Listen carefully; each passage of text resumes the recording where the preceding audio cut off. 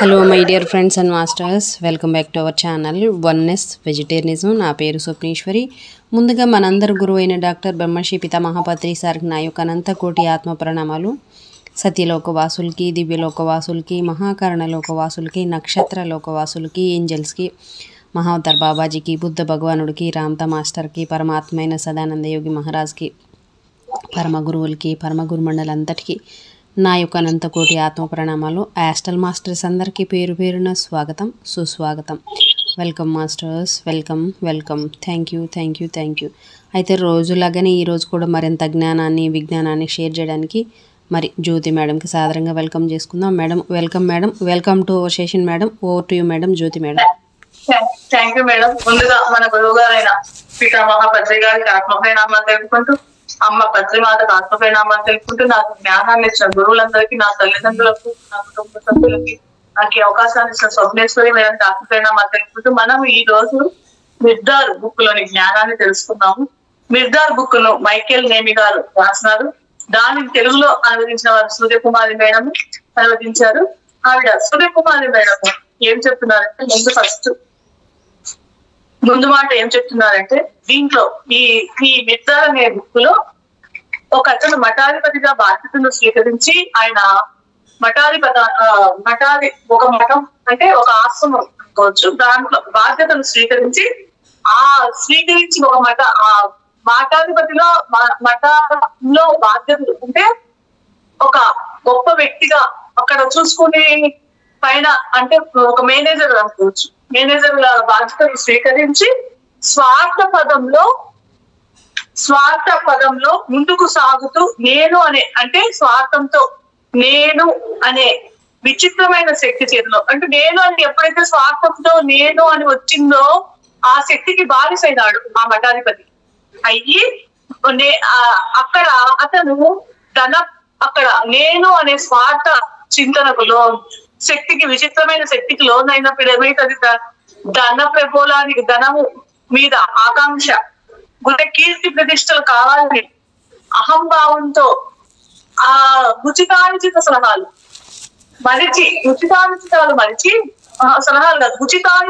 మరిచి అవినీతి పరుడుగా మారాడు ఆ మఠాధిపతి. అంటే అధికారం చేతిలోకి వస్తూనే ఆయన నేను అనే అహంభావంతో కీర్తి ప్రతిష్టలకు ఏది ధర్మము ఏది అధర్మము అనే అవన్నీ మరిచి అవినీతి పరుడుగా మారతాడు. ఆయన పేరే, అతడి మఠాధిపతి పేరు శ్యామదం. అది ఈ రకమైన మఠంలో రంగ ప్రవేశం చేస్తాడు. 7 సంవత్సరాలు అక్కడ ఆ రకమైన మఠంలోకి రంగ ప్రవేశం చేస్తాడు మన మిర్దార్. చేసి 7 సంవత్సరాల వరకు మౌనంగా ఉంటాడు. ఎందుకు 7 సంవత్సరాలు మిర్దార్ మౌనంగా ఉంటాడంటే, అక్కడ తన బోధనలను అర్థం చేసుకోగల పరిపక్వత అక్కడ ఈయన చెప్పే బోధనలు అర్థం చేసుకునే స్థితి వాళ్ళలో లేదు. అక్కడ పరిపక్వత ఉన్న వారికి వచ్చే వరకు అక్కడ ప్రజలకు ఈయన బోధనలు చెప్తే అర్థం చేసుకునే స్థితి వచ్చేంత వరకు మౌనంగా ఉండి, వేచి ఉండి, సరి అయిన సమయంలో తన 7 సంవత్సరాల మహామౌనాన్ని పరిసమాప్తం చేసి వదిలేసి ఇంకా అప్పుడు 7 సంవత్సరాల మౌనం తర్వాత నయాగార జలపాతంగా విజృంభిస్తాడు. విజృంభించి ఆయన దగ్గర ఉన్న అంటే అందరి దగ్గర ఉన్న అజ్ఞానాన్ని, సంశయాలను, అందరి దగ్గర ఎంతో ప్రజల దగ్గర ఉండే అజ్ఞానాన్ని, సంశయాలను సమూలాలతో సహా తొలగించిన మహాజ్ఞానవేత్త మిర్దార్. అవన్నీ మనకి బుక్ లో ఉంటాయి. ఆత్మజ్ఞాన ఆవశ్యకతను గుర్తించి ఎవరైతే ఆత్మజ్ఞానంలో నేర్చుకోవాలని తపన ఉండే వాళ్ళలో వ్యక్తులందరికీ ఎదురయ్యే రకరకాల సందేహాలకు, ఆత్మజ్ఞానానికి సంబంధించిన రకరకాల సందేహాలకు, రకరకాల ప్రశ్నలకు సమాధానమే ఈ బుక్ మిర్దార్ బుక్. ఇక్కడ నువ్వు సరిగ్గా చూస్తే, సరిగ్గా మాట్లాడగలిగితే నిన్ను తప్ప వేరెవ్వరిని చూడవు. నీ గురించి తప్ప వేరెవరి గురించి నువ్వు మాట్లాడు. అంటే మనము సరిగ్గా ఉంటే, మన చూపు సరిగ్గా, మన మాట సరిగ్గా, మనం సరిగ్గా మాట్లాడగలిగితే, మన చూపు సరిగ్గా చూడగలిగితే, మన గురించి తప్ప వేరే వాళ్ళ గురించి మాట్లాడము అని మిర్దార్ చెప్తున్నాడు. ఎందుకంటే ఇక్కడ ఎందుకు ఆయన అలా చెప్తున్నాడంటే అందరిలో ఉన్నది ఎందుకంటే అన్నిటిలోనూ వాటి వెనుక ఉన్న వాటిలోనూ పదాలలోనూ పదాల వెనుక వాటిలోనూ అన్నిట్లో ఉన్నది నువ్వే తప్ప అని చెప్తున్నాడు. లోకపరమైన ఇక్కడ బాధలు ఎందుకు వస్తాయి అంటే, ఇక్కడ లోకపరమైన నేను వలన కలిగే బాధల నుంచి తప్పించుకోవాలనుకునే వారికి వాస్తవపరమైన నేను వలన కలిగే పరమానందాన్ని అనుభవించగలిగిన వారికి ఈ మిర్దార్ ఒక మహాగురువు, ఒక మహా జ్ఞానాశ్రయం, ఆత్మజ్ఞాన పిపాసులందరికీ అనాయాసితంగా లభించిన ఒక వరం మిర్దార్ అని చెప్తున్నారు. ధ్యాన మార్గం ఈమె సూర్యకుమారి మేడము ధ్యాన మార్గంలోకి వచ్చినప్పటి నుంచి ఈమె ఆలోచనల్లో ఎన్నో మార్పులు వచ్చాయంట. అంటే ధ్యానానికి ముందు, ధ్యానం తర్వాత చూసుకుంటే, ధ్యానము తర్వాత ఈమె ఆలోచన విధానంలో మార్పులు వచ్చినాయని చెప్తుంది. మార్పులు వచ్చాయి. ఎందుకంటే ధ్యానానికి ముందు ఈమె ఎలా ఉండేదంటే చాలా సెన్సిటివ్ గా ఉండేది. ఎవరైనా ఒక మాట అంటే తట్టుకోలేని స్థితి. దానివల్ల ఎంతో అశాంతి. ఇప్పుడు ధ్యానంలోకి వచ్చిన తర్వాత అవన్నీ పోయాయి అని చెప్తుంది. అయితే ఇంకొక బాధ ఏంటంటే, నా అనుకున్న వాళ్ళు నన్ను అపార్థం చేసుకున్నా, ఎవరైనా నా గురించి చెడుగా మాట్లాడినా ఫలించలేక బాధపడేదాన్ని. అది తట్టుకోవడం కూడా నాకు కష్టమయ్యేది. అంటే నాది ఎంతో ఆప్యాయంగా చూసుకునే వాళ్ళు నన్ను అపార్థం చేసుకుని వాళ్ళు నన్ను ఎలా వక్రీకరించి మాట్లాడేదని నేను భరించలేకపోయేదాన్ని. అంటే ఇక్కడ ఈమె వాళ్ళు ఎంతో ప్రేమిస్తుంది, కానీ వాళ్ళు దాన్ని యాక్సెప్ట్ చేయలేక ఈమెమో బాగా అందరూ నా వాళ్ళే అని ఎంతో అభిమానంతో ఎంతో ప్రేమతో ఈమె ఉంటే, వాళ్ళే ఈమెను ఎలా పెడితే అది మాట్లాడితే ఈమె తట్టుకోలేకపోయేదంట. అది భరించలేని బాధ కలిగేది. అది తట్టుకోవడం కూడా చాలా కష్టమయ్యేది. ఇక్కడ మనం ఏమర్థం చేసుకోవాలి అంటే, ఎప్పుడైతే మనము ఎక్స్పెక్టేషన్స్ పెట్టుకోకుంటే మనకు బాధ అనేది ఉండదు. కానీ నా వాళ్ళు అనే బంధంలో ఇరుక్కోవడం వల్ల వాళ్ళ అనే మాటలు బాధ కలిగించింది. కానీ ఎప్పుడైతే మనము ఆ ఎక్స్పెక్టేషన్స్ లేకుండా మనం చేస్తాము, తర్వాత ఎవరైతే మనకి ఏమి అని అనుకుంటామో మాకు ఆ బాధ అది తట్టుకోవడం నాకు చాలా కష్టంగా ఉండదంట. అలా ఉన్న సమయంలో పత్రి సార్ ఒక రోజు మిర్దార్ పుస్తకము ఈమె చేతిలో పెట్టి, వీడు మైకేల్ నేవి గారు రాశారు ఇంగ్లీష్ లో, మీరు దీన్ని తెలుగులో అనువదించండి అని చెప్పారట పత్రి సార్. అది చెప్తే ఈ తెలుగులో అనువదించడము మీరు ఒక్కరే చేయగలరు అని చెప్పారంట. అప్పుడు ఈమెకు ఎంతో ఆనందం కలిగిందంట. కానీ ఆ పని నాకు అప్పచెప్పి కానీ ఈ పని మిర్దార్ తెలుగులో అనువదించడం నాకు అప్పచెప్పి పత్రి సార్ ఎంత మేలు చేశాడో ఆ తర్వాత కానీ నాకు తెలిసి రాలేదు. అనువదించడం అయిపోతున్నా అంటే ఈ బుక్ అనువదించడం అయిపోతున్న తరుణంలో ఈమెలో ఎన్నో భావాలు చెలరేగాయట. ఆ భావ ప్రకంపనలో ఒక పాట రూపంలో మనకు వినిపిస్తుంది. ఈమెలో ఒక కవిత్వమే వచ్చిందంట. ఇలా ఈమెలో వచ్చిన మార్పుకి అర్థం పడుతుంది. ఆ పాటలు ఇక్కడ ఆ కవిత్వం కూడా ఇక్కడ విందాం. ఆమెలో వచ్చిన భావాల వల్ల కవిత్వం ఏంటంటే, ఇక్కడ నేను కాదు, మనసు ఇరుకు, మమతం ఇరుకు, బతుకు ఇరుకు, జగతి ఇరుకు, ఎందుకిరుకో ఎరుకలేక బ్రతుకు గడిచి నిన్న వరకు బొందులోని బందిలాగా, బొంతలోని రోగిలాగా, చింతలతో వంతలతో, అర్ధరహిత చింతనలతో బ్రతుకు గడిచి నిన్న వరకు ఎందుకిరుకో ఎరుకలేక, ఇంతలోనే ఎంత మార్పు, మాటలోన ఎంత నేర్పు, నేను కాదు, నేటి నేనికి చింత లేదు, లాటరీ కొట్టలేదు, పీటమేమీ ఎక్కలేదు, ఎవరి సొమ్ము కలవలేదు, బతుకులోన మార్పు లేదు, ఇంతలోనే ఎంత నేర్పు, ఇంతలోనే ఎంత మార్పు. నేటి నేనుకి చింత లేదు, నిన్న నేను కాదు, గురువు మాట చెవులు పోక, చింతలెన్ని అవే పోక, నేను ఎవరో తెలుసుకోగా, చీకటంతా తొలగిపోగా. నేటి నేనికి చింత లేదు, నిన్న నేను కాదు, సత్యమన్నది వెలుగు కాగా, ఏది ఏమిటో తెలియరాగా. ఇరుకు లేదు, మురికి లేదు, బరువు లేదు, బాధ లేదు, నేటి నేని లేదు, నిన్న నేను కాదు. ఎగురుతున్న గువ్వలోన, తేలుతున్న గాలిలోన, పారుతున్న నీటిలోన నన్ను నేను బందీ కాదు, నిన్న నేను కాదు. ఇలా ఆమెలో నుంచి కవిత్వం ఉప్పొంగి వచ్చిందట. ఇక్కడ ఆవిడ సూర్యకుమారి మేడం ఏం చెప్తున్నారంటే, తనకి ఉన్నదంతా ఇచ్చిన వారికి అంతా ఉంటుంది, తన దగ్గర ఏదైతే ఉందో అది ఇచ్చిన వారికి అంతా ఉంటుంది అంటున్న నిర్ధారుల తన అతి విలువైన కాలాన్ని అంతా అందరికీ సరి సమానంగా పంచి ఇస్తూ అందరి హృదయాలను సొంతం చేసుకుంటున్న వారు మన గురువు గారు పత్రిసారని ఆవిడ చెప్తున్నారు.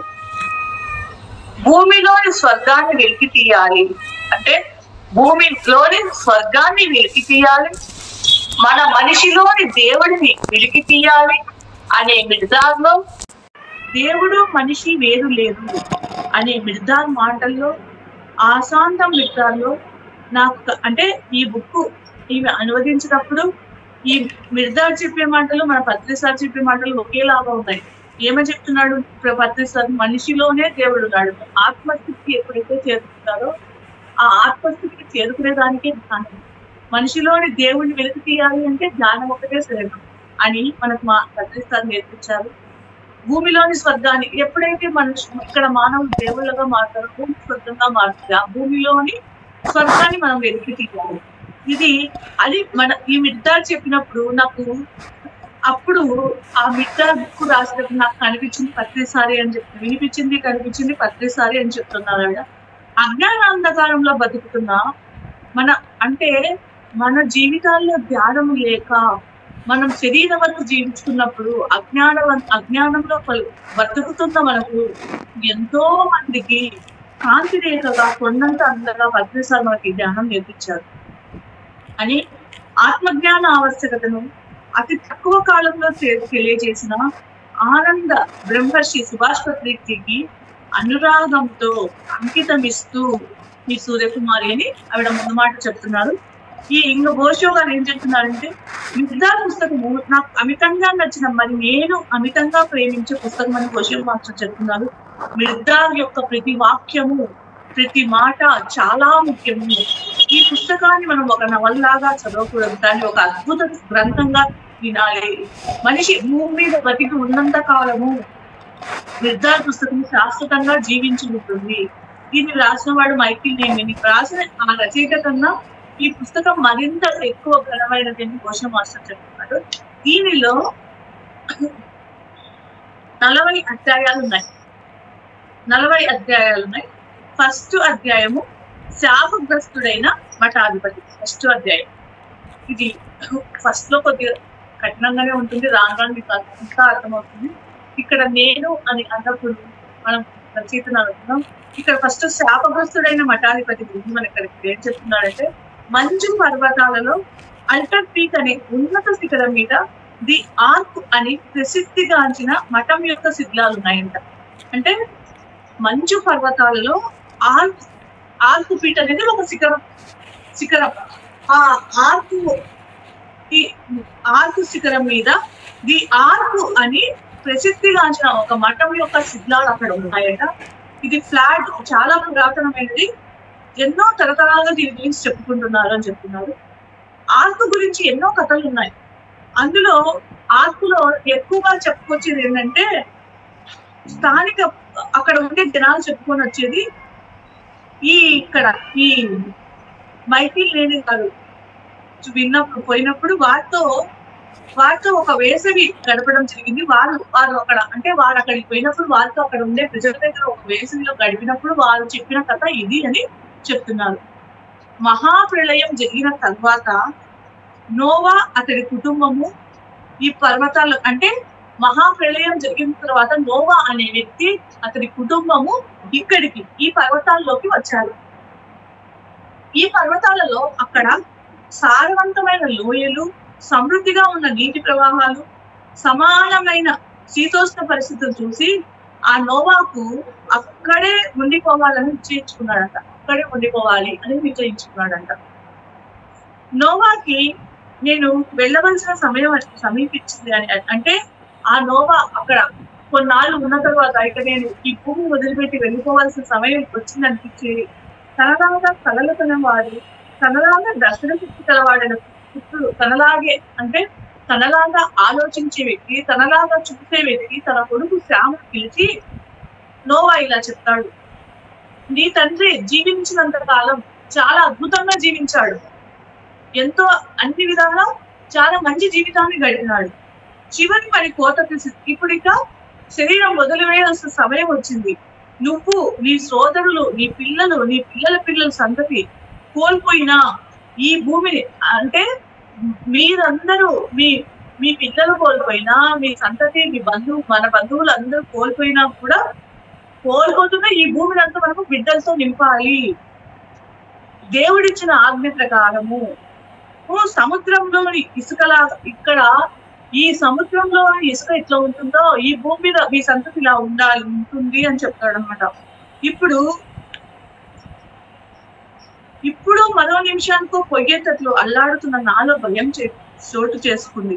మహాప్రళయాన్ని కామం దుర్మార్గతం వల్లనే అంటే ఈయన చనిపోవడానికి నోవా సిద్ధంగా ఉన్న సమయంలో చనిపోయేటప్పుడు ఈయనలో భయం చోటు చేసుకుందంట. ఎందుకంటే మహాప్రళయాన్ని కామం దుర్మార్గత్వం వల్లనే మన దుర్మార్గపు ఆలోచన వల్లనే ప్రళయం వచ్చిన విషయాన్ని మనుషులు మహాప్రళయాలు ఎలా వస్తాయి, భూమి కలుషితం చేసినప్పుడు మహాప్రళయాలు వస్తాయి. ఈ మనుషులు అది మర్చిపోతారేమో అని భయం, ఈయనకు భయం.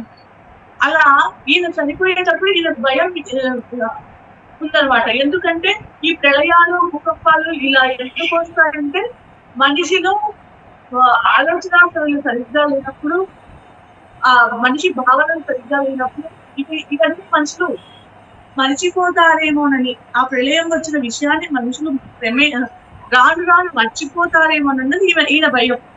అది ఆనుకుని అది 150 రోజుల నమ్మకంతో, విశ్వాసంతో, రుద్రదేవతల ఆగ్రహాన్ని సహించి విజయం సాధించిన విషయాన్ని అంటే అక్కడ ఆర్కుని 150 రోజులు నమ్మకంతో, విశ్వాసంతో ఉగ్రదేవతల ఆగ్రహాన్ని సహించి వీళ్ళు విజయం సాధించిన విషయాన్ని ప్రజలు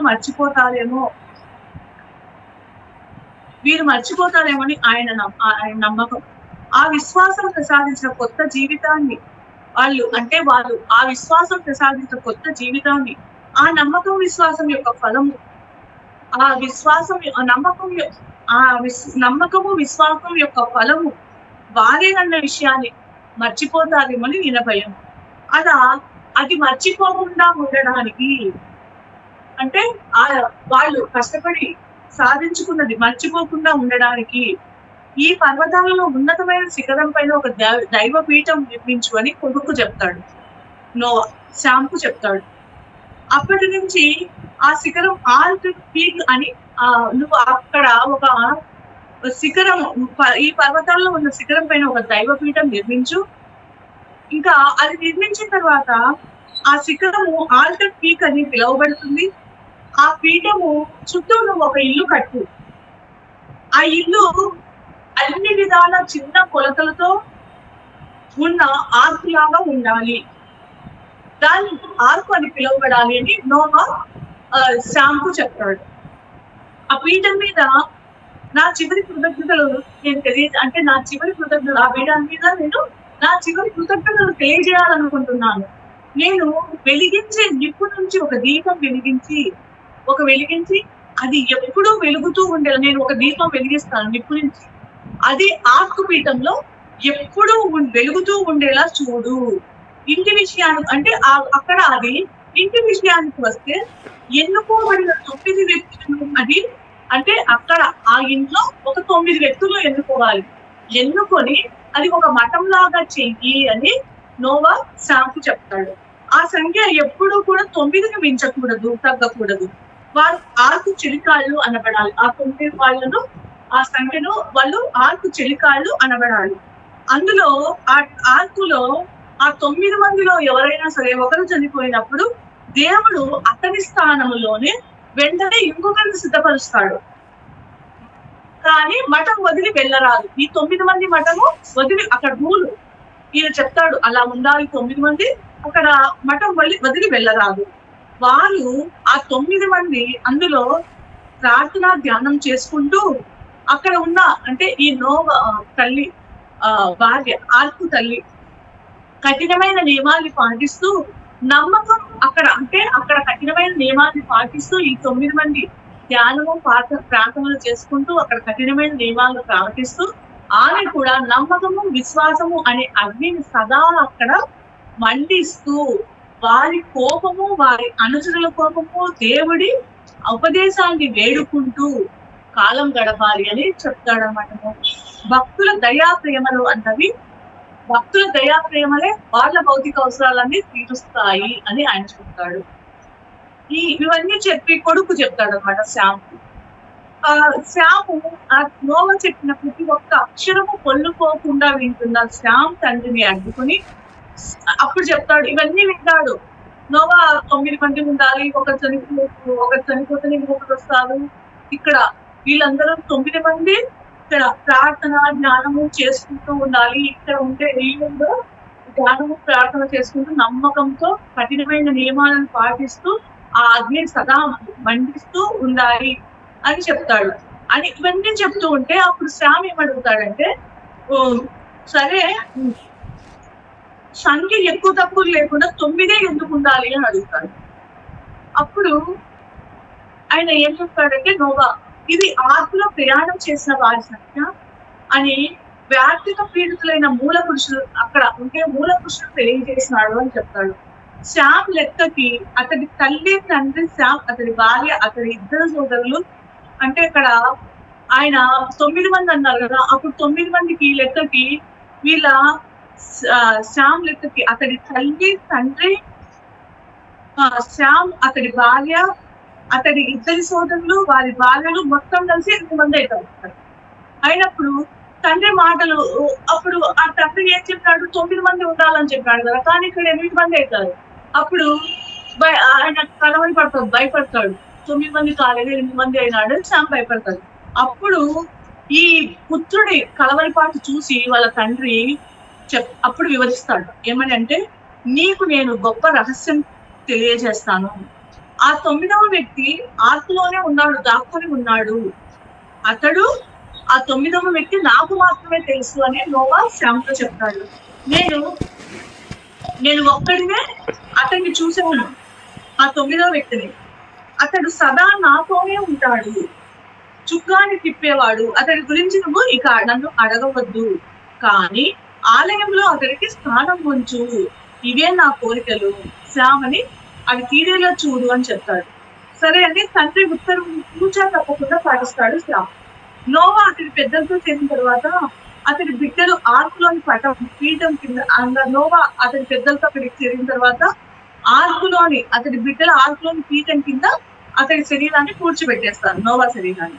విజేత ఊహించని నిర్ణయించిన రీతిలో ఆర్కు అనేక తరాల తరబడి ఇంకా అక్కడి నుంచి అనేక తరాలు శ్యాము బాధ్యతాయుతంగా నడిచింది అక్కడ మఠం. అనేక తరాల తరబడి సక్రమంగా బాధ్యతాయుతంగా నడుస్తుంది. కొన్ని వందల సంవత్సరాల తర్వాత విశ్వాస పాత్రల నుంచి అంటే అక్కడి నుంచి ఎంతో మంది అంటే ఈ మఠం దగ్గర ఎంతో మంది విశ్వాస పాత్రలు ఉంటారు కదా, అక్కడి నుంచి దానాలు కొన్ని విశ్వాస పాత్ర నుంచి అవసరానికి మించిన దానాలను అప్పుడు ఆర్కు స్వీకరించడం మొదలుపెట్టింది. ఆ దానాలు స్వీకరించినప్పుడు అక్కడ ఏమైందంటే భూములు, బంగారము, వెండి, విలువైన రాళ్లతో సంవత్సరం ఆర్థికంగా మరింతగా ఐశ్వర్యవంతమైంది. అంతర్గత దానాలు ఇవన్నీ తీసుకోవడం వల్ల అక్కడ ఆర్ట్ అనేది అది ఐశ్వర్యవంతంగా తయారైంది. భూములు, బంగారు, వెండితో కళకళలాడిపోతూ ఉంది ఆ ఆర్ట్. కొన్ని తరాల ముందు 9 మందిలో, అంటే కొన్ని తరాల తర్వాత ఏమిటంటే అక్కడ 9 మందిలో ఒక చనిపోయినప్పుడు ద్వారం దగ్గర ఒక అగాంతకుడు వచ్చి తనను వారిలో, అంటే కొన్ని తరాల తర్వాత అక్కడ ఎవరు ఆ 9 మందిలో ఒక చనిపోయేటప్పుడు ఆ ద్వారము దగ్గర ఒక తెలియని వ్యక్తి వచ్చి నన్ను ఈ మఠంలో చేర్చుకోమని అడుగుతాడు.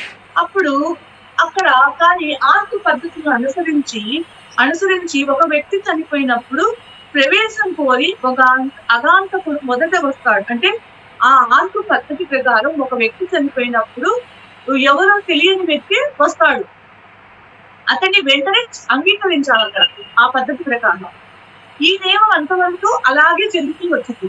కానీ అందరిలోకి పెద్దయిన మఠాధిపతి పంచేంద్రియ బుద్ధుడు, ఆయన అక్కడ ఆ 9 మందిలో ఆ మఠాధిపతి కొంచెము మొండివాడు, కొంచెము కఠినుడు. నగ్నంగా వచ్చిన తెలియని వ్యక్తి నగ్నంగా గాయాలతో నిండి కృషించి ఉన్న అతని ఆకారము ఈ మఠాధిపతికి నచ్చదనమాట.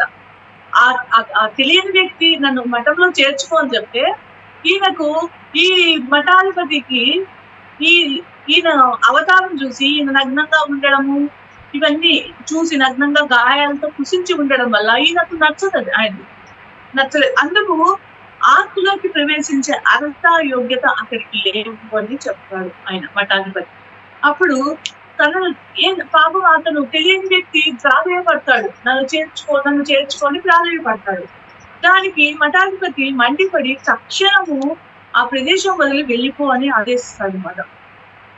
కోప్పడి అయినా ఆ ప్రదేశం వదిలి వెళ్ళిపో అంటాడు. కానీ ఆ అగాంతకుడు వెళ్ళకుండా మనసు కరిగేలా అతని ఆ మఠాధిపతికి ప్రాధాన్యపడతాడు, బతిమిలాడతాడు.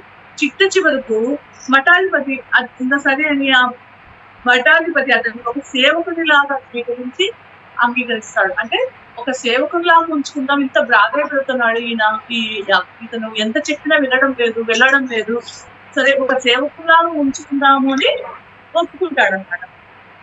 ఆ చనిపోయిన వ్యక్తి స్థానంలోకి ఈ వ్యక్తిని, మరొక వ్యక్తిని దేవుడు పంపించాడని మఠాధిపతి చాలా కాలం ఎదురు చూశాడు. కానీ పంపిస్తాడని ఎవరూ రాలేదు. ఆర్కు చరిత్రలో మొదటి పర్యాయం 8 మంది సహచరులు, ఒక సేవకుడు.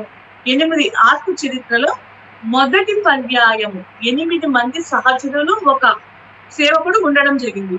7 సంవత్సరాలు అయిన తర్వాత ఆ మఠము లెక్కింపలేనంత ఐశ్వర్యము గడించింది.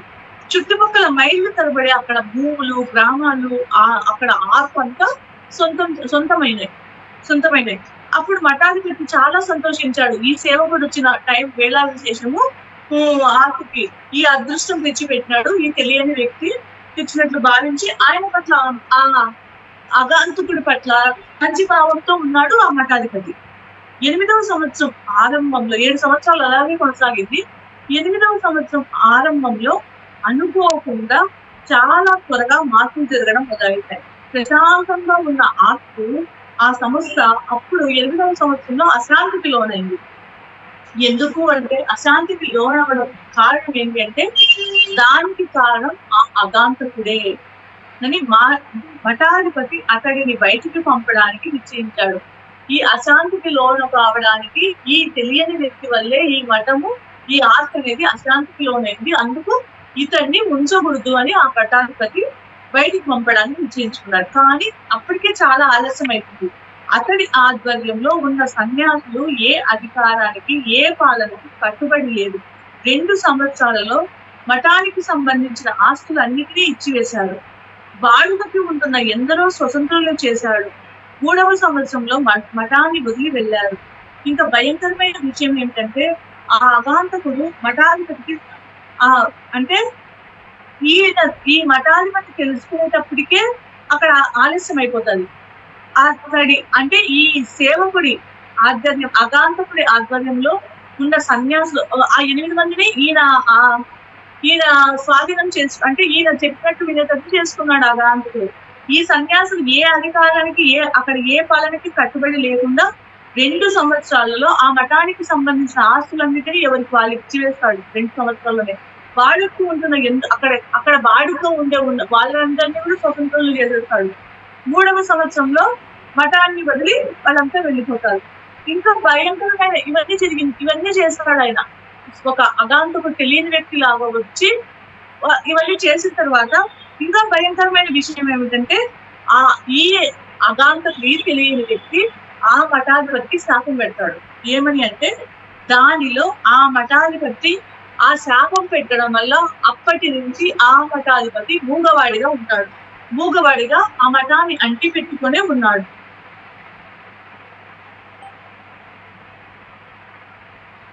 ఆ మఠాధిపతి ఈ రోజు వరకు మూగవాడిగా ఆ మఠాన్ని అంటి పెట్టుకునే ఉన్నాడు. కొన్నిసార్లు పగుళ్ళు, కొన్నిసార్లు రాత్రులు, ఈ విధంగా ఎన్నో సార్లు పాడుబడి పూర్తిగా శిథిలమైన ఆ మఠంలో ఆ మఠాధిపతి తిరుగుతూ ఉండడం కంటితో చూసిన వారు చాలా మంది చెప్పారు. అంటే ఈ అగాంతకుడు మఠాధిపతికి శాపం పెట్టి దాంతో ఈ రోజు వరకు ఆ మూగవాడిగా ఆ మఠాన్ని అంటి పెట్టుకునే ఉన్నాడు ఆ మఠాధిపతి. ఇలా కొన్నిసార్లు పగుళ్ళు, కొన్నిసార్లు రాత్రిలో ఆ విధంగా ఎన్నో సార్లు ఆ పాడుబడిన మఠంలోనే పూర్తిగా శిథిలమైన ఆ మఠంలోనే ఆ మఠాధిపతి ఎక్కడికొక్కరు తిరుగుతూ ఉండడం చాలా మంది చూసిన వాళ్ళు అక్కడ చెప్తూ ఉన్నారు. ఒకరైనా అతనితో ఒక్క మాట కూడా పలకరించలేదు. ఆ మఠాధిపతితో ఒక్కరు కూడా అతనితో ఒక్క మాట కూడా పలకరించలేకపోయారు.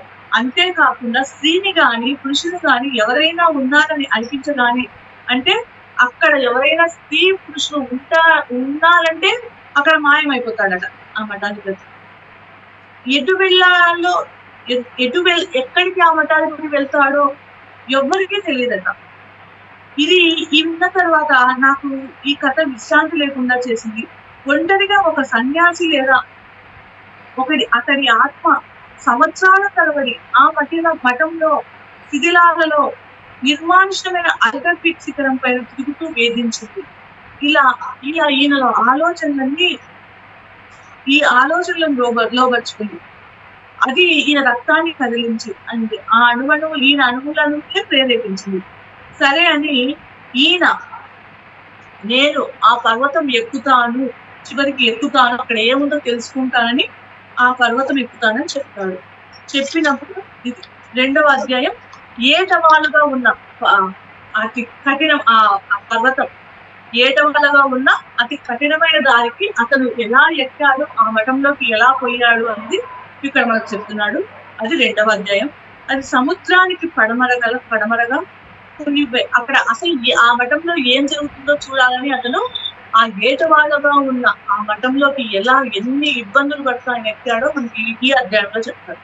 సముద్రానికి పడమరగా కొన్ని వేల అడుగుల ఎత్తులో వెడల్పైన విశాలమైన ముఖముతో ముళ్ళ పొదలతో రాళ్ల రప్పలతో నిండి, అంటే అట్లా ఉంది. సముద్రానికి పడమర కొన్ని వేల అడుగుల ఎత్తులో విశాలమైన ముఖంతో అంత ముళ్ళ పొదలు రాళ్లతో రప్పలతో నిండి ఎక్కడానికి అసాధ్యంగా వెళ్ళలేము, అసలు తడిచి వెళ్ళలేనంత ఇబ్బందిగా ఉంది.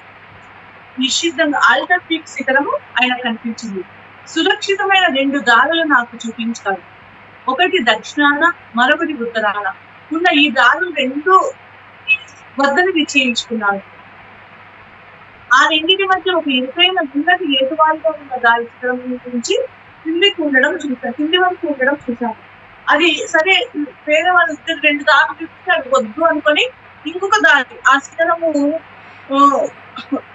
దక్షిణాల మరొకటి ఉత్తర ఆ రెండింటి మధ్య ఒక ఇరుకైన నున్నటి ఏటువాలుగా ఉన్న దారి శిఖరం వరకు ఉండడం చూశాడట. అది శిఖరం చేరుకోవడానికి ఈ దారి అయితే బాగుంటుంది, శిఖరం బాగా చేరుకోవచ్చు, తొందరగా చేరుకోవచ్చు. ఇది దీర్ఘమైన దారిగా ఆయన కనిపిస్తుంది.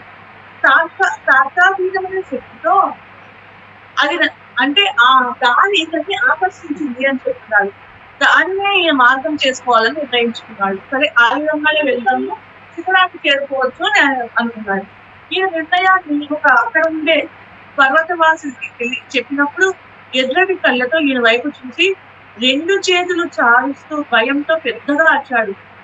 ఆ దారిలో వెళ్ళొద్దు, అది చాలా అంటే అక్కడ ఉండే అతనికి చెప్పి నేను ఈ దారిలో వెళ్తాను, ఆ శిఖరానికి వెళ్ళేదానికంటే అక్కడ ఉండే వ్యక్తి ఏం చెప్తాడంటే గట్టిగా ఆ దారిలో వెళ్ళొద్దు, అది చాలా భయంకరమైన దారిని కఠినంగా చెప్తాడు ఆ వ్యక్తి, అక్కడ ఉండే వ్యక్తి. కఠినమైన ఆ దారి నీ జీవితాన్ని నువ్వు ఆ దారిలో వెళ్తే నీ జీవితాన్ని పోగొట్టుకుంటావు, నువ్వు వెళ్ళొద్దు అని చెప్తాడు. ఈ చాలా మంది నీకంటే ముందు ఎంతో మంది ఈ దారిలో వెళ్ళి ఆ శిఖరం చేరుకోవాలని ప్రయత్నించారు. ఏం జరిగిందో అక్కడ ఏం జరిగిందో చెప్పడానికి వాళ్ళు ఎవ్వరూ రాలేదు, తిరిగి రాలేదు. అది కఠినమైన ఆ దాని వద్దుకొని ఆ స్థానికులు అరుస్తాడు అన్నమాట. అయితే పర్వతాలలో తాను నాకు మార్గదర్శిగా ఉంటానని ముందుకెత్తాడు. కానీ నేను అతని సహాయాన్ని, అంటే నువ్వు ఎక్కుతున్నావు, వద్దన్నా వినకుండా ఎక్కుతున్నావు, నీకు నేను చూపిస్తాను, దారి చూపిస్తానని ఆ స్థానికుడు చెప్పినా ఈయన వినకుండా నాకు ఎవరి సహాయం వద్దు అని చెప్తాడు అనమాట. చెప్పి అతడి భయం నన్ను విరుద్ధంగా ఎందుకు ప్రభావితం చేసిందో చెప్పలేను. నిరుత్సాహపరచడానికి బదులు, అంటే అతను అంత భయపడుతున్నా కూడా ఈయనలో భయం లేదంట, దృఢ సంకల్పం ఉందంట, నేను వెళ్తాను అనే సంకల్పం ఉందంట. ఇంకా ఈయన వెళ్ళడానికి ఆయన చెప్పినది ఇంకా ఆయనకు దృఢపరిచిందంట. ఏదో కనుక్కోవాలా, వెళ్ళాలా. ఆయన చెప్తున్నాడు ఏమని, అట్లా వెళ్ళలేము, అటు వెళ్తే ఎవరు పోయిన వాళ్ళు ఎవరు రాలేదు, నువ్వు వెళ్ళలేవు అన్నా కూడా ఈయనలో భయం లేకపోగా ఏముందో అది తెలుసుకోవాలనే దృఢ సంకల్పం ఈయనలో, ఆ సంకల్పాన్ని ఇంకా దృఢపరచుకుంటా తెలుసుకోవాలనేసి.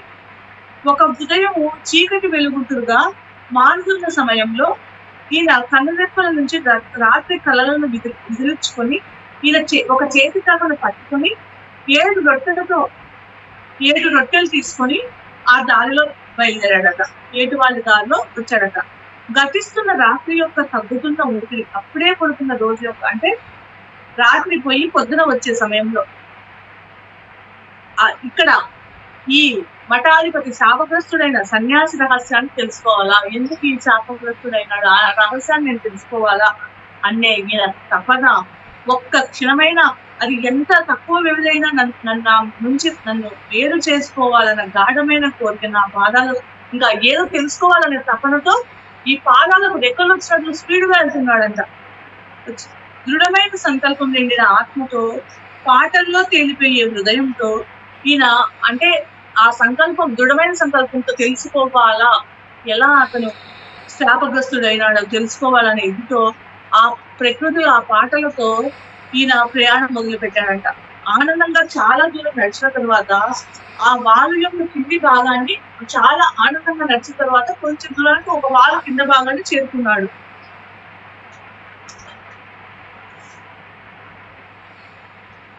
నా కళ్ళతో దాన్ని ఎక్కాలని ప్రయత్నించినప్పుడు నెమ్మదిగా నా పాట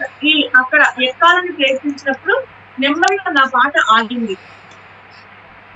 దూరం నుంచి చూసినప్పుడు చక్కగా నన్ను రిబ్బన్లా వేసినట్లు అంటే దూరం నుంచి చూసినప్పుడు ఆ శిఖరానికి దారి రిబ్బన్ లాగా నాకు కనిపించిందంట. దగ్గరికి వస్తే అక్కడికి వెడల్పుగా, నిలువుగా, ఎత్తుగా, ఎక్కడ దుస్సాధ్యం అని, ఎక్కడ అంటే దగ్గరికి వచ్చేటప్పటికి వెళ్ళలేమేమో అని అనిపించేలా ఎదురుగా అనిపించిందంట. పైకి పక్కకి చెక్కుముకి రాళ్ళు తప్ప, అక్కడ పైకి పక్కన ఆ రాళ్ళు తప్ప ఏమీ కనిపించడం లేదట. అతి చిన్న ముక్క పదునైన సూదిలా, పదును పట్టిన బ్లేడ్లా, అక్కడ ఒక ముక్క పదునైన సూదిలా పదును పట్టిన బ్లేడ్లా ఉంది. ఎక్కడ ప్రాణి ఉన్న జాడ, అక్కడ ఎక్కడ ఆ దారిలో ఒక్క ప్రాణి ఉన్న జాడ కూడా లేదట. ఆ ప్రదేశం అంతా ఆ ప్రదేశం అంతా ఎంతో భయం కలిగించే వాతావరణంతో నిండి ఉందంట. శిఖరం కనిపించలేదు, అయినా ఆ శిఖరము కనిపించకపోయినా నిరుత్సాహం లేదు, పోవాలంటే తెలుసుకోవాలంట. ఆ దారి గురించి ఈయన హెచ్చరించిన వ్యక్తి కళ్ళు ఇంకా, అంటే అక్కడ ముందు చెప్పారు కదా ఒక వ్యక్తి, కళ్ళు భయంతో అక్కడికి వెళ్ళొద్దు, పోయిన వాళ్ళు ఎవరో వెనక్కి రాలా, ఈయన మనసులో అది మెదులుతూ ఉంది. కానీ ఈయన సంకల్పాన్ని మరోసారి ఆయన చెప్పింది గుర్తుకొస్తుందా, ఈయన సంకల్పాన్ని గుర్తు చేసుకొని పైకి ఎక్కడం మొదలు పెట్టారట. త్వరలోనే అర్థమైంది ఏమని అంటే, ఆయన పాదాలు మాత్రమే నన్ను ఎక్కువ దూరం తీసుకొని వెళ్ళలేవని. పాదాల కింద నుంచి రాళ్ళు, అంటే పాదాల్లో శక్తి తగ్గింది, ఈ పాదాలతో నేను ఎక్కువ దంచలేనని ఆయనకు అర్థమైంది. అప్పుడు పాదాల కింద నుంచి రాళ్ళు జారి పడుతూ మృత్యువు పట్టులా ఊపిరి సలపకుండా బుక్కిరి బుక్కిరై అరుస్తున్న కోటి గొంతులతో భయంకరంగా శబ్దం చేశాయి. ముందుకు సాగడానికి చేతులతో, మోకాళ్ళతో, కాలినీళ్లతో కదులుతున్న రాళ్లను గుచ్చి పట్టుకోవాల్సి కాళ్ళు ఇంకా ముద్ర తగలకపోతే నిదానంగా ముందుకు సాగడానికి చేతులతో, మోకాళ్ళతో, కాలివేళ్లతో కదులుతున్న రాళ్లను గుచ్చి పట్టుకోవలసి వచ్చింది. మేకలోని చలాకితనం అప్పుడు అనిపించింది. మేక ఎంత అద్భుతంగా పరిగెడుతుంది, అంత శక్తి నాకుంటే బాగుండు అనిపించింది. అలా ఎంతగా కోరుకున్నాడు. విశ్రాంతి తీసుకోకుండా వంకరి టింకరగా అలాగే పైకెత్తుతాడు. అక్కడ ఈయన ఆ గమ్యకు ఆ శిఖరం చేరకముందే చీకటి పడుతుందేమని భయం వేసింది. వెనక్కి తిరగా అలా ఉన్నా కూడా వెనక్కి పోదామనే ఆలోచన ఆయనలో రాలేదు. పగలు అయిపోతున్న సమయంలో పొద్దున పగలు అయిపోతున్న సమయంలో ఈయనకు ఆకలి వేసింది. అప్పటి వరకు ఈయనకు ఆకలి దప్పికల గురించి ధ్యాస లేదు. అప్పుడు ఈయన నడుముకు కట్టిన రుమాల్లోని రొట్టెలు అప్పుడు అనిపించింది. 7 రొట్టెలు తెచ్చుకున్నాడు కదా, ఆ రొట్టెలు అప్పుడు ఎంత విలువైనవి అనిపించింది ఆయన. అంటే ఆహారం లేనప్పుడే ఆహారం ఎంత విలువైందో మనకు అర్థమైపోతుంది. ఆ క్షణంలో అవి విప్పి మొదటి ముక్క తుంచబోయే సమయంలో గంటల శబ్దం. మొదటి రొట్టె ఈయన ఆ మూట విప్పి ఆ మొదటి రొట్టె తుంచబోయే సమయంలో గంటల శబ్దం, వెదురుతో చేసిన పిల్లల గోవి నుంచి వస్తున్న రోదన లాంటి శబ్దం. ఆ తుంచబోయేటప్పుడు ఆయనకు శబ్దం వినిపిస్తుంది. గంటల శబ్దం, వెదురుతో చేసిన పిల్లల గోవి నుంచి వస్తున్న రోదన లాంటి శబ్దం చెవులకు తగులుతాడు. అప్పుడు రాళ్ల గిట్టలతో నిర్మానుషంగా ఉన్న ఆ స్థలంలో వేరేది అంతకన్నా ఆశ్చర్యం కలగజేయదు. శిఖరం పైన నా కుడి పక్కన ఒక నల్లటి పొట్టేరుని చూశాడు. ఊపిరి తీసుకునే లేపే అన్ని వైపు నుంచి గొర్రెలు ఈయన చుట్టుముట్టాయంట. ఈయన ఊపిరి తీసుకునే లేపే ఈయన అన్ని వైపుల నుంచి గొర్రెలు ఈయనను చుట్టుముట్టాయట. వాటి పాదాల కింద రాళ్ళు నా పాదాల కింద రాళ్ల లాగానే మరి అంత భయంకరంగా కాకపోయినా శబ్దాన్ని కలగజేస్తున్నాయి. ఎవరో ఆహ్వానించినట్లు పొట్టేల ఆధ్వర్యంలో మిగిలిన గొర్రెలు రొట్టెలకి పైకి తటాల్లో దూకాయి. మిగిలిన గొర్రెలన్నీ ఆ రొట్టెల పైకి దూకాయట. గొర్రెల కాపరి గొంతు వినిపించకుండా ఉంటే నా చేతుల్లోని రొట్టెలన్నీ అవి అంటే అక్కడ ఏది లేకున్నది. ఈ రొట్టెలు తీసుకునేటప్పటికి అక్కడ గొర్రెలు వచ్చాయి. కానీ ఆ గొర్రెల కాపరి గొంతు వినిపించి వచ్చేటప్పటికి అవి వెనక్కి తగిలాయి. లేకపోతే ఈయన రొట్టెలన్నీ అవి లాక్కొని ఉండేవి అని చెప్తున్నాడు. ఎక్కడి నుంచి ఎలా వచ్చాడో నాకు తెలియని ఆ గొర్రెల కాపరి నా మోచేతి దగ్గర ఎట్లా వచ్చాడో తెలియలేదు. అక్కడ ఎవ్వరూ లేని సమయంలో ఈ రొట్టె తీసేటప్పుడే ఎట్లా వచ్చాడో తెలియదు. ఆ రొట్టె తీసేటప్పటికి ఈయన మోచేతి దగ్గర ఉన్నాడంట ఆ గొర్రెల కాపరి. పొడుగ్గా, బలంగా, ముఖ్యంలో తేజస్తో కొట్టొచ్చుతున్నట్లు ఉన్న ఆకారంతో ఉన్న యువకుడు అతడు. నడుముకు అతడు అలా ఉన్నాడు. కానీ ఆ యువకుడికి నడుమున ఒక చర్మము మాత్రమే ఉంది. అతడి చేతిలో ఉన్న అతడికి వెదురు వేణువే వస్త్రం. నా పొట్టేలు ముందు చేయబడి చెడిపోయింది. నా పొట్టేలు ముద్దు చేయబడి, ఆయన చెప్తున్నాడు ఏమనంటే నా పొట్టేలు ముద్దు చేయబడి, నేను ముద్దుగా చేయబడి చెడిపోయింది. మృదువుగా సరసంగా చెప్పాడు ఆయన. ఎప్పుడు రొట్టె ఉంటే అప్పుడు వాడికి పెడతాను. చాలా రోజులుగా నా పొట్టేలకు ఎప్పుడు రొట్టె ఉంటే నేను అప్పుడు పెడతాను. చాలా రోజులుగా రొట్టెలు తినేవారు ఎవరు వీటికి వెళ్ళలేదు అని చెప్తాడు ఆయన. పొట్టెల వైపు తిరిగి అంటాడు, అదృష్టం చూడండి, మీకు అదృష్టం ఎలా ఉందని పొట్టెల వైపు తిరిగి అంటాడు. అదృష్టం గురించి ఎప్పుడు నిరాశ చెందకు. సరే అని ఆయన ఏం చేస్తాడు, ఆ వ్యక్తి 7 రొట్టెలు ఉన్న వ్యక్తి, శిఖరం వ్యక్తి కిందికి వంగి ఒక రెక్క తీసుకుంటాడు. అతడికి ఆకలిగా ఉందనే ఉద్దేశంతో సౌమ్యంగా మనస్ఫూర్తిగా అతడితో చెప్పాడు, మితంగా ఉన్న ఈ ఆహారాన్ని మనం పంచుకుందాం. మన ఇద్దరికి మరి పొట్టేలకి సరిపడే రొట్టె ఉంది అని చెప్తాడు. ఆశ్చర్యంతో నాకు విస్తారణ వచ్చేలా ఒక రొట్టె తీసుకుని ఒక ముక్క కొరుకొని తిని మిగతాది గొర్రెకు ఇస్తాడు. అలాగే 7 రొట్టెలు తీసుకొని 7 రొట్టెలు తీసుకొని ఆయన తిని అవి పొట్టేళ్లకు విసురుతున్నాడు. ఈయన భయభ్రాంత అయ్యాడు. కోపంతో ఈయన గుండె పెళ్ళుకి అయినా ఈయన అసహాయత అర్థం చేసుకున్న నేను నా కోపాన్ని తగ్గించుకుని చికాకు వ్యక్తపరిచే కన్నులతో గొర్రెల కాపురి వైపు తిరిగి సగం యాచించే ధోరణిలో సగం తప్పుపట్టే ధోరణిలో ఇలా అంటాడు. ఏమని అంటే, నేను ఆకలితో ఉన్న మనిషిని రొట్టెలను గొర్రెలకు పెట్టావు, నీ గొర్రెల పాలతో అతడి ఆకలి తీర్చావా అని అంటాడు అన్నమాట. నేను ఎంత ఆకలితో ఉన్నాను, నా రొట్టెలన్నీ ఆ గొర్రెలకు పెట్టావు, ఈ గొర్రె పాలతో అతడి ఆకలి తీర్చవంటే అప్పుడు నా గొర్రెలు అతడు ఏం చెప్తాడంటే, నా గొర్రెలు పాలు బుద్ధిహీనులు పాలిట విషము అంటాడు. నా గొర్రెల పాలు బుద్ధిహీనుల పాలిట విషము. నా గొర్రెలలో ఏ ఒక్కటి కూడా బుద్ధిహీనునికి అయినా సరే, బుద్ధిహీనుని జీవితమైనా సరే తీసుకొని అపరాధం చేయడం నాకు ఇష్టం లేదంటాడు. అంటే అతను బుద్ధిహీనుడు, అతడికి నా గొర్రెలు పాలు ఇవ్వడము ఇష్టం లేదు అంటాడు అనమాట. బుద్ధిహీనుని, నా గొర్రెల పాలు బుద్ధిహీనుల పాలిట విషము. నా గొర్రెలలో ఏ ఒక్కటి ఒక బుద్ధిహీనుని జీవితమైనా సరే తీసుకుని అపరాధం చేయడం నాకు ఇష్టం లేదంటాడు. కానీ ఏ రకంగా నేను బుద్ధిహీనుని, 7 జీవితాల ప్రయాణానికి నేను 7 బిడ్డలు తెచ్చుకోవడంలోనా, అప్పుడు నేను 7 వేలు తెచ్చుకొని ఉండవలసిందా, ఇలా ఆయనలో ఈ ఆలోచనలు మొదలవుతాయి. ఒక్కటి కూడా కాదు, దూర ప్రయాణంలో ఆహారం లేకుండా వెళ్ళాలి, అదే నా నీ సలహా అంటాడు. బాటసారికి ఆహారం అమర్చలేని బాట నడవదాగిన బాట కాదు, రొట్టెల బదులు చెకుముక్కురాలు తినమంటావా, నీటికి బదులు చెమటను తాగమంటావా అంటాడు ఆయన. అంటే నీ మాంసం నీకు తగినంత ఆహారం, నీ రక్తము నీకు చాలుకుంట పానీయం, వాటికి తోడు బాట కూడా ఉంది అని చెప్తాడు. గొర్రెల కాపరి ఈ విధంగా ఆయన చెప్తాడు. గొర్రెల కాపరి 7 బట్టలు తెచ్చుకున్న వ్యక్తితో ఇలా మాట్లాడతాడు అనమాట. గొర్రెల కాపరి, నన్ను మళ్ళీ ఎగతాళిగా చేస్తున్నావు, కానీ నీ ఎగతాళి తిప్పి కొట్టాను. నా రొట్టె తిన్నవారు ఎవరైనా అతడు నన్ను పస్తు పెట్టినా అతడు నా సోదరుడు అవుతాడు అని చెప్తాడు. చూడండి, నా రొట్టెలు తిన్నా నన్ను పస్తు పెట్టినా కూడా అతడు నా సోదరుడే అవుతాడు. పగల కొండబారిపోతుంది, రాత్రి సమయం అవుతుంది, నా దారిలోకి వెళ్ళాలి, నేను శిఖరానికి ఇంకా ఎంత దూరంలో ఉన్నాను అన్న విషయమైనా నాకు చెప్పుకొని గొర్రెల కాపరిని అడుగుతాడు. నువ్వు మలుపుకి చాలా దగ్గరలో ఉన్నావు, ఇది చెప్పి మురుడుని పెదాల దగ్గర పెట్టుకొని క్రింది ప్రపంచాల నుంచి వస్తున్న ఫిర్యాదుల్లో అవగాహనగా అందరి రాగాలు ఆలపిస్తూ ఆయన వెళ్ళిపోతాడు. ఆ గొర్రెల కాపరి వెళ్ళిపోతాడు. అతడు వెనుకల పొట్టేళ్లు, ఈయన ఆ గొర్రెల కాపరి వెనుక పొట్టేళ్లు కూడా ఆయన వెనకంబడి వెళ్ళిపోతాయి. రాళ్లు నలుగుతున్న శబ్దము, గొర్రెలు అరుపుతున్న కలిసిపోయిన మురళి చాలాసేపు అలాగే వింటాడు ఆయన.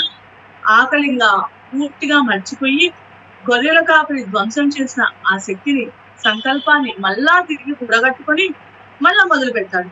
భయంకరమైన జారే రాళ్లతోనే రాత్రి గడపవలసి వస్తే కిందికి జారపడకుండా అలసిన ఆ శరీరం విశ్రాంతి తీసుకోవడానికి ఒక తావు చూడాలి అని, అంటే అక్కడ ఈ శరీరం పడుకునేదానికి ఒక తావు చూడాలనుకుని తిరిగి అక్కడ పాకడం మొదలు పెడతాడు.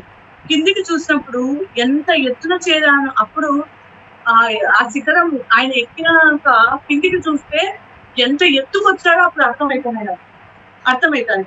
అప్పుడు అది నమ్మలేకపోతాడు. వాళ్ళ యొక్క కింది భాగం అప్పుడు కనిపించలేదు. శిఖరం చేరుకోగా ఈ శిఖరము దగ్గరలోనే ఉంది అనిపిస్తుంది. రాత్రి అయ్యే సమయానికి రాళ్ళు పొందికలో మండపంలా ఉన్న, ఇంకా రాత్రి అయ్యే సమయంలో అక్కడ రాళ్ల పొందికలో ఒక మండపంలా ఉన్న ఒక గృహ దగ్గరికి వస్తాడు. అక్కడ ఆ గుహ దగ్గర భయంకరమైన నల్లని నీడలు పైకి కిందికి కదులుతున్న ఒక అగాధం పైన ఆ గుహ వేలాడుతున్నప్పటికీ రాత్రి అక్కడే భయపడకుండా పడుకోవాలని చేయించుకుంటాడు. ఈయన చెప్పులు, ఈయన మేజర్లు, అక్కడంతా చోళ్ళు అవన్నీ రక్తసిక్తం అయిపోయి అక్కడ ఆ రోడ్లో నడిచి వచ్చేసరికి మేజోళ్ళు తీయడానికి ప్రయత్నించినప్పుడు చిగురుతో అంటించినట్లు వాటికి గట్టిగా అతుక్కున్నట్లుగా అనిపిస్తుంది కాళ్లకు. ఈయన చర్మం, అరచేతులు ఎర్రటి గాయాలతో నిండి ఉంటాయి. చనిపోయిన వృక్షం నుంచి వేరు చేయబడ్డ బొంద అంచులా ఉన్నాయి ఆ గోళ్లు. పదునైన రాళ్లకి తగులుకొని ఈయన బట్టలు, ఆ రాళ్లకి తగులుకొని బట్టలు అంతా పీలికలైపోతాయి. ఆ శిఖరం దగ్గర రాళ్లకు తగులుకొని వచ్చిన ఈ బట్టలు పీలికలైపోతాయి. నిద్రతో ఈయన తల ఆకలి ఒక పక్క ఆ నిద్రతో తల బరువెక్కుతుంది. నిద్ర తప్ప ఇక వేరే ఆలోచన ఏమీ ఉండదు ఆయనలో. అప్పుడు నేను ఎంత కాలం నిద్రపోయింది, ఒక్క క్షణం, ఒక గంట, ఒక అనంతం ఈయనకు తెలియలేదు. అలాగే నిద్రపోయిన తర్వాత ఈయన దగ్గరికి ఏదో ఒక శక్తి ఈయన నాగుతున్నట్లు అనిపించి నిద్ర లేస్తాడు. ఆ నిద్ర మత్తులో ఉలిక్కి పడి లేచి కూర్చున్న ఈయనను చేతిలో ఒక మసక వెలుతురులో ఉన్న ఒక లాంతరం పట్టుకొని నిలబడి ఒక యవ్వనంలో ఒక కన్యను చూస్తాడు. అక్కడ ఒక శక్తి లాగి లేస్తే అక్కడ ఒక కన్య ఒక లాంతరం పట్టుకొని ఉంటుంది. అక్కడ ఆమె ఆ కన్య చాలా అందంగా ఉన్న ముఖంతో ఆకృతితో ఆమె ఒంటి మీద ఏమి బట్టలు లేకుండా ఉంటుంది. ఆ కన్య ఎంత అందంగా ఉందో అంత వికారంగానే ఉంటుంది. ఈయన చొక్కా చెయ్యి లాగుతున్న ఈయన చొక్కా లాగుతూ ఒక ముసలావిడ అక్కడికి వస్తుంది. ఈయన చొక్కాను లాగుతూ తల నుంచి పాదాల వరకు ఈయన వణికిపోతాడు. ఈయన చొక్కాలు లాగుతుంటే ఆ ముసలి లాగుతూ ఉంటే అదృష్టం. అప్పుడు ఆ ముసలావిడ ఏం చెప్తుందంటే ఆ స్త్రీని చూసి, బిడ్డ అదృష్టం ఎలా భరించిందో చూడు, నా చొక్కాని నా భుజాలను ఈయన ఈ గొర్రెల ఈయన 7 గంటలు తెచ్చుకున్నట్టు ఉన్నాడు శిఖరానికి చేరుకోవాలి. ఆయన చొక్కాను లాగుతూ సుగమలుగు లాగుతూ ఆ కన్యతో అంటాడు అనమాట. అదృష్టం గురించి ఎప్పుడు నిరాశ చెందకు, ఎలా మనకు అదృష్టం కలిసిందో ఆ చొక్కాను ఆమె తీయాలని. ఈయన ఆశ్చర్యపోయి ఏం మాట్లాడడానికి ప్రయత్నించలేడు, ఆమెను ఎదురు చేయడానికి ప్రయత్నించలేడు. ఇంకా ఈయన శక్తిని తెచ్చుకోబోయి విఫలమవుతాడు. అది నన్ను వెళ్ళిపోయినట్టుంది అనుకుంటే ఆమె బిడ్డను గుణ బయటకు విసిరివేయగలరు. ఈయన అనుకుంటే నేనేమనుకుంటాడు, నేను అనుకుంటే ఆమెను ఆమె బిడ్డను గట్టిగా విసిరివేయగలను, కానీ నేను అలా కోరుకునే శక్తి కానీ వారిని విసిరింప చేసే శక్తి కానీ ఇప్పుడు నాకు లేదు. ఆ స్త్రీ చేతిలో పూర్తిగా శక్తి విహీనుడయ్యాను. ఎందుకంటే పొద్దుటి నుంచి తిండి లేదు, ఏమి లేదు, నడుచుకుంటూ వస్తూనే ఉన్నాడు. వచ్చినాక నిద్రపోయినా నిద్రతో వీళ్ళు కనిపించేటప్పటికి ఆ శక్తితో ఈయన శక్తి విహీనుడు అయిపోయినాడు. నా చొక్కాతో తృప్తి పడకుండా స్త్రీ నేను పూర్తిగా నగ్నంగా అయ్యే వరకు నా ఒంటి పైన బట్టలన్నీ తీసేసిందంట. ఆ చొక్కా తీసుకోకుండా ఈయన ఒంటి మీద బట్టలన్నీ ఆ స్త్రీ వృద్ధ స్త్రీ ముసలావిడ తీసేసిందంట. ఒక్కొక్కటి తీసి ఆ కన్యకి ఇస్తోందంట. ఆ కన్య వాటిని ధరించిందంట. నగ్నంగా ఉన్న ఈయన శరీరపు మీద చిరిగిన చీరికలతో ఉన్న వారి శరీరపు గోడపై కనిపించి ఈయన నగ్నంగా ఉన్న శరీరాన్ని ఆ గోడలపై ఈయనకి అసహ్యం వేస్తుందంట. అయోమయంగా చూశాడంట. మాట్లాడవలసిన అవసరం ఎంతో ఉన్నప్పటికీ ఆ స్థితిలో అది ఒక్కటే ఆయుధమైనప్పటికీ ఉలుపు పలుపు లేకుండా అలాగే ఉండిపోయాను. చివరి నా నాలుక సహకరించినప్పుడు ఆ ముసలి స్త్రీతో చెప్పాడంట. ఏమని అంటే, నువ్వు పూర్తిగా సిగ్గు విడిచావేమో గాని నేను మాత్రం కాదు. నీలాంటి సిగ్గులేని మంత్రగత్య ముందు నా నగ్నత్వానికి సిగ్గుపడుతున్నాను. ఆ కన్య యొక్క నిష్కలంసత్వం ముందు మరి ఎక్కువగా సిగ్గుపడుతున్నాను అన్నాడంట. ఆమె నీ సిగ్గుని ధరించినట్లే నువ్వు ఆమె నిష్కలంకత్వాన్ని ధరించు. పర్వతాల్లో ఇలాంటి స్థలంలో ఇలాంటి రాత్రిలో దరితప్పి నేను అలసిపోయిన ఒక వ్యక్తి యొక్క చిరిగిన బట్టలు అవసరం ఒక కన్యకి ఏముంటుంది? అతడి బరువు తగ్గించడానికి కావచ్చు, ఆమెకు వెచ్చదనం కోసం కావచ్చు. చలికి పాపం ఆ బిడ్డ పళ్ళు కటకటలాడుతున్నాయి. చలి మరి ఓకేనా మేడం? మిగతాది రేపు చెప్తలేదు మేడం. సరే మేడం. మీ అందరికి అవకాశం స్వప్న మేడానికి thank you madam. Thank you so much madam. మీకు నా యొక్క హృదయపూర్వకమైన కృతజ్ఞతలు. మరొక సెషన్లో మరొక ఎపిసోడ్లో మళ్ళీ కలుద్దాం masters. Thank you so much. Thank you madam.